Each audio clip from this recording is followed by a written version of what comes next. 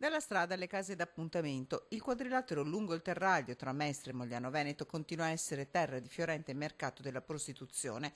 Quarto blitz in pochi mesi dei carabinieri della Compagnia di Mestre che in via Trento a Mogliano Veneto hanno chiuso un appartamento a luci rosse ancora una volta gestito da una maîtresse cinese tanto precisa da annotare in un libro mastro preferenze e gusti dei clienti, tutti italiani più affezionati. Donne che sfruttano altre donne, giovanissime e belle connazionali, scelte tra parenti e amici in Cina e poi portate in Italia senza conoscere il loro destino.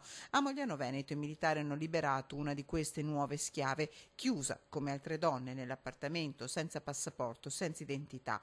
Il blitz lunedì pomeriggio, un'indagine partita a novembre da Noale, dove i carabinieri avevano individuato un'altra casa a luci rosse. In un bigliettino i militari hanno trovato un numero telefonico cui rispondeva una donna cinese, da qui l'avvio di osservazioni e pedinamenti. C'è un sottobosco di sfruttamento della prostituzione da parte di cittadini cinesi che in genere sfruttano a loro volta delle proprie connazionali che stiamo particolarmente attenzionando. In puro stile cinese, massima la discrezione dell'appartamento, nessun problema per vicini o condomini, tutto annotato con precisione dalla maîtresse, una quarantenne cinese che è stata arrestata e ora si trova ai domiciliari. Le tecniche erano molto sottili, da un lato la maîtresse tentava anche di verificare l'attendibilità dei clienti dando degli indirizzi inizialmente sbagliati per verificare quindi se fossero realmente sul posto e poi avere un vero e proprio prontuario. In una sorta di libro mastro annotati i gusti e le preferenze dei clienti affezionati,